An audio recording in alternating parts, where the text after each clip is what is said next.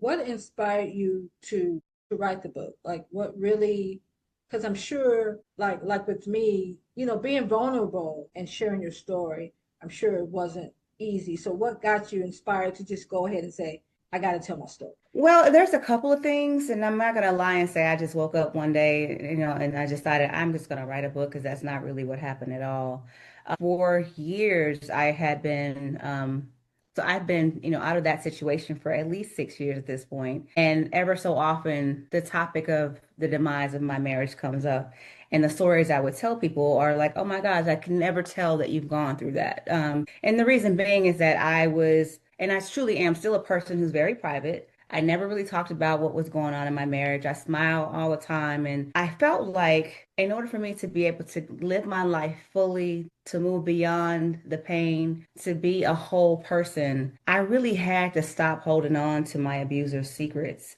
And it inspired me in a way where I wanted to move beyond generational curses and show my daughter what courage looked like. I didn't want her to think that being silent about it or being in a marriage endurance meant strength. I wanted her to understand that having a voice is important. And I think for every tear that I cried, if this book touches just one person, I think that the book has done its job. And who would you say you're writing this book for?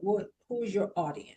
Oh my goodness. My audience is any woman who has ever felt so exhausted by a relationship, a person who has felt like they are not seen in their relationship or their home. They feel like they're dismissed. They have been going through or experienced what I consider narcissistic or emotional abuse. A person who feels diminished in their life and they or they're questioning their own reality. Like, are my memories and are my thoughts my own? I think this book is for them. And like I said, if you can take something away from any story that is in this book, whether you're going through a tumultuous relationship, maybe not even considered abuse, if you can see what courage looks like, what persistence looks like, what planning for your future looks like beyond the relationship and finding your voice and reclaiming your voice, then this book is for you. That's great. That's great. So have you always wanted to write? Is this your first book? Are you planning on writing more? This is my very first book. This is my debut work. I have been writing my entire life. I've written poems. I was published in high school. I did win, a contest in high school as well, but I've never written a book. So I don't know that this is going to be my first and only. But right now, I'm really just taking advantage of this opportunity that I have before me to really use this platform to help others that have been in my position because I know what I felt like when I felt like no one would believe me.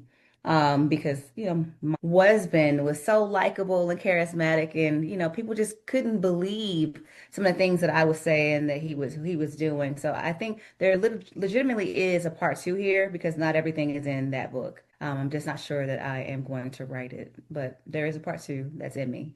So at what moment do you feel forced you to maybe grow or come out as an author? It took me about a year just to even be like, oh yeah, I'm an author. Well, I think I am excited and I've embraced the fact that I'm an author now because, and the reason being is it took me a long time to get here. There was a time where this was a conversation over a year ago. And at that time, I just wasn't brave. I didn't have the courage to do this because it's so personal. There are things in there that I probably wouldn't, I would have gone to my grave carrying had it not been the push from of my life coach, honestly. So I think for me, it was unlearning shame. This is truly what happened to me and my daughter because it affected her as well. In order for me to move on and grow and be able to live authentically, I have to be able to tell my story and stand in that. And I'm willing to do that now. The book taught me that I am stronger than I thought I ever could have been. I am braver than I thought that I ever could have been. But I also am an example. I want to be the blueprint for my daughter. Like there were some things that stuck with me throughout this process. Before I even got divorced, some things that she probably won't even remember that she used to say. Things like, Mom, you're always smiling, but your eyes look sad. Those kind of things really kind of affect you as a mother. I never wanted to be a bad example to my daughter. So I know that I go to work every day and I work hard and, I try to be a structured person and set an example for her in that way. But at this point, I want to show her what actual love looks like, right? What you should be accepting and what's not okay. And so, those things are really kind of an important key piece and key element into kind of what got me here. Okay. And so, what's one thing you are hoping that the readers would understand from the book or get from reading the book? No matter what the outside world thinks, you know your struggle. You are the only one that truly knows what you're going through. And just know that even if the outcome or your future looks bleak to you, or you don't know what your next step is going to be, you can, with the proper help, the proper planning, the proper, I'm going to say network or support system, you can find your way out. And this book definitely, I think, once a person reads the book, I think they can find ways that I use to navigate some of the obstacles that they will obviously face. And one of those things is not knowing when enough is enough. Like knowing that you deserve better, no matter what someone tells you about your reality, you know what your reality is. You trust your gut. You know when your heart is broken, even though that person's saying everything is perfect and everything is okay. I don't know why we're in counseling. You know that something is wrong. Trust yourself. That's the most important thing, is trusting yourself and deal with that. Make your moves based on how you feel and not the direction that someone else is trying to provide for you. Yes, I agree with that. That sounds good. So, your book, was it just published this year or has it already been published and now you're talking about it? My book is newly published. So it was published on Amazon. I believe the date was January the 16th of this year. But it was going to be published on various different platforms beginning on Valentine's Day. Great. Okay. Congratulations on that. That's Thank you so exciting. much, Danny. I That's appreciate it. exciting. So, where can listeners connect with you and support your work? So they can connect with me on trishlacy.com, and that's TRISHLACY.com. They can connect to me on my Substack. They can connect with me on TikTok as well at I am unErased on TikTok as well. And that's how they can connect with me. And the book, of course, is on Amazon, Erased in My Home. Okay, so let me give you one more question here. So, if this book reached the exact reader it was meant for at the exact moment, what do you hope it gives them or changes for them? It gives them courage, is what I hope. I hope that by reading my testimony, that they will be able to see. One of the things I think is important for me to kind of note here too is, if those individuals who reach, my book reaches and they read it, if they are a parent, and this is so important to me, recognize and realize what your situation is doing to your children.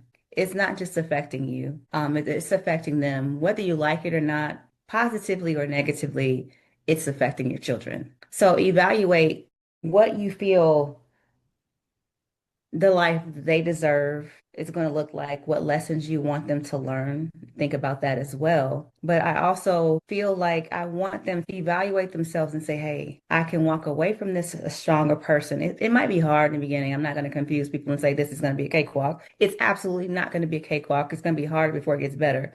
But if the book reaches the person that I want them to reach, and they take something away from that, and they feel that they have the courage that they need, and they can come up with a plan to successfully leave that situation. Again, it will be worth every single tear I've cried. The book will have done what it was intended to do. Yes, and I can relate to that because I was in a similar situation. We weren't married, but it was a pretty long relationship. I have a son, so I definitely had to think, I had to start thinking about my son, and he's growing up to be a young man, and Yep. I, I don't want him to treat women that way. He shouldn't see Yep. his mom be treated that way. So you are right on point with it, and I had to really consider, like you said, his feelings. Once I moved out of that situation, my son he's a totally different. It was like night and day. Like he's literally more outspoken. I didn't realize until we got out of it that it Mm. was, it was really taking a toll on him internally. So I Yes. appreciate you for sharing that. No, and I I commend you for acknowledging that within your son. I mean, a lot of people don't. So I'm thankful that you did that to provide him a chance to be an advocate for himself and to really blossom into the man he was supposed to be. Yes. So I really enjoyed our time tonight, Trish. So you heard it here, reader, well, listeners. Trish Lacy, her book is The Erased in My Home, and it is available again. Just tell the listeners one more time where they can find you. Sure, the book is available now on Amazon. It will be available on various different platforms, including Barnes& and Noble and Audible on February 14th on Valentine's Day. They can find more information about me on trishlacy.com. They can find me on Substack, and they can also find me on TikTok at I am unErased. Great. So, listeners, I need you to like, follow, comment, and share this podcast with others. And let's get Trish out here on her second book. Thank you, Danny, for the encouragement. Let's get through this first one, but yeah, we'll see what happens. Okay. I'm going to hold you to that. Thank you so much.